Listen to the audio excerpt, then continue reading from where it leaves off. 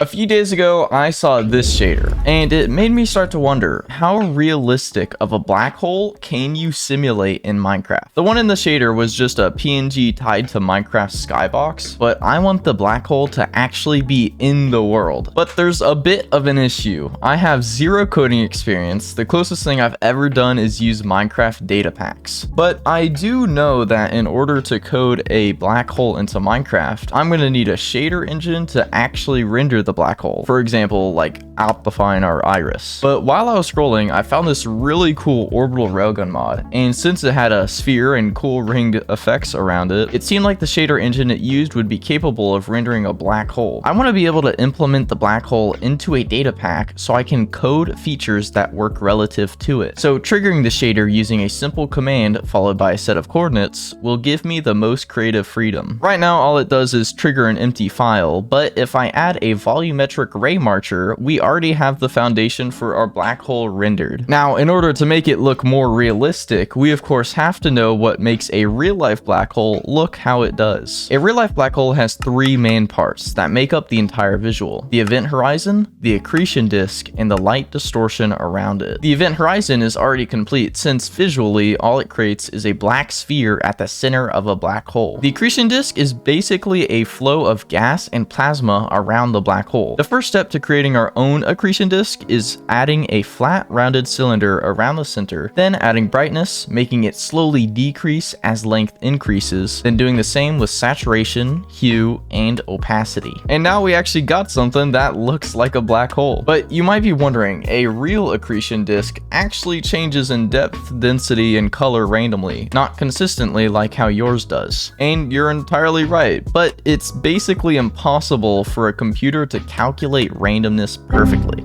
And the so-called pseudo-random functions absolutely annihilate your GPU, so that's not an option. Instead, we're going to need a noise texture, which is essentially pre-calculated randomness slapped on a PNG. And then we can apply that PNG to the density of our black hole. Much better looking than what we had just a minute ago. So now the whole structure is finished, but the black hole that we see in real life has one more feature that changes how it looks completely unrelated to the structure itself. Our eyes can see because of light that reflects on objects, then enters our eyes. And as you probably already know, black holes suck in everything, including light. But there are rays that pass by the black hole, not close enough to be sucked into the event horizon, but still close enough to reflect off of the gas and plasma in the accretion disk. When some of these rays begin to leave, they are bent around the black hole and towards the observer, which allows the far side of the accretion disk to be visible. And we'll be recreating the same thing in our black hole simulation. The current rendering technique we have set up already shoots out rays and detects what it hits and colors the pixel on our screen accordingly. So all that we need to do is bend the ray towards the center of the black hole, the closer it is to the event horizon. And boom, this is our final result. I also connected it to a data pack that sucks entities in, so you can get a fire view as all your farm animals get taken away.